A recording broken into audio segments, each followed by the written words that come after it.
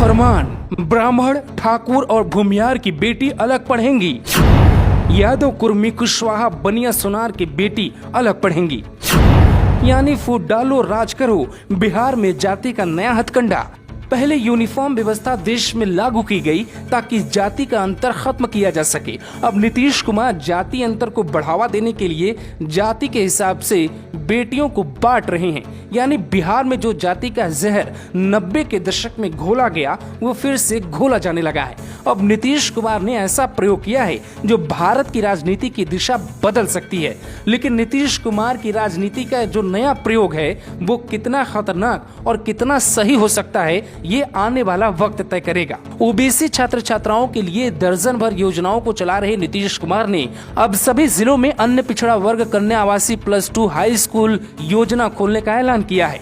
OBC में तकरीबन 33 जातियां आती हैं। इनमें यादव, कुर्मी, कुशवाहा, बनिया और सोनार शामिल हैं। वैसे तो नीतीश कुमार सार्वजनिक तौर पर ये कहते हैं कि देश के भीतर जात पात समाप्त होना चाहिए। जात पात देश के लिए बाधक है। अगर देश के भीतर जात पात समाप्त हो जाए तो विकास की दौड़ में सबसे आगे होगा। मगर हकीकत यह है कि पहली क्लास में स्कूल जाने से लेकर नौकरी और बिजनेस तक एक खास जाति का होने से फायदा या नुकसान बिहार के भीतर होता है।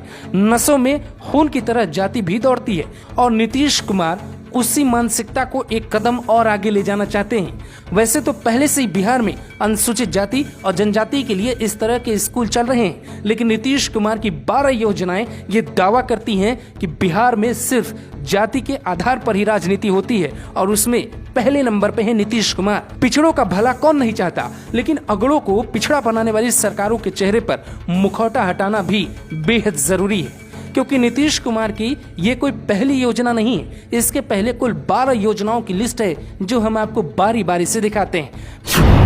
पहली योजना है अत्यंत पिछड़ा वर्ग मेधा वृत्ति योजना। दूसरी योजना मुख्यमंत्री पिछड़ा वर्ग मेधा वृत्ति योजना। तीसरी योजना अन्य पिछड़ा वर्ग प्रवेशिकोत्तर छात्रवृत्ति योजना। चौथी योजना है अन्य पिछड़ा वर्ग प्री मैट्रिक छात्र योजना।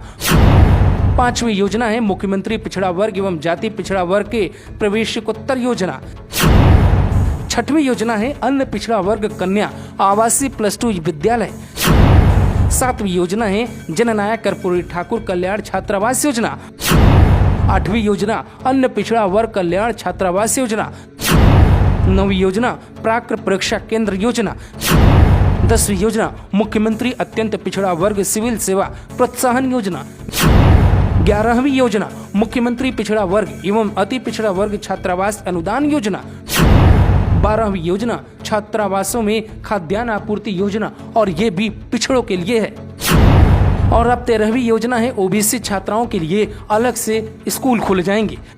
वोटरों को लुभाने के लिए कई बार नेता जाति और धर्म के दाव खेला करते हैं, मगर इसका नुकसान समाज को होता है। सांख्यिकी और कार्यक्रम कार्यान्वयन मंत्रालय के तहत राष्ट्रीय सांख्यिकी कार्यालय यानी कि एनएसओ के सर्वेक्षण के मुताबिक देश के ग्रामीण इलाकों में 44% आबादी ओबीसी की है। इस मामले में 58.1% के साथ बिहार दूसरे नंबर पे है। नीतीश कुमार भले ही मुख्यमंत्री की कुर्सी पे काबिज है, मगर उनकी पार्टी सदन में संख्या के लिहाज से तीसरे नंबर पे और नीतीश कुमार जानते हैं कि पिछड़ों की बात करके ही वो पहले नंबर पे आ सकते हैं और बिहार में होने वाली 2 सीटों पे उपचुनाव को लेकर उनकी नजर है और इसीलिए ये जो योजनाएं हैं वो किसी खास जाति के लिए नीतीश कुमार लेकर आते हैं। लेकिन गंभीर सवाल ये है कि क्या इससे समानता समाज में बढ़ेगी या कम होगी, ये आप तय करिए। क्योंकि नीतीश कुमार वो मुख्यमंत्री हैं जो कहते हैं कि जातिगत आधार पे जनगणना होनी चाहिए और नीतीश कुमार वही मुख्यमंत्री है जो जाति के आधार पे योजनाओं को अपने लिए लॉन्च करते हैं ताकि सियासी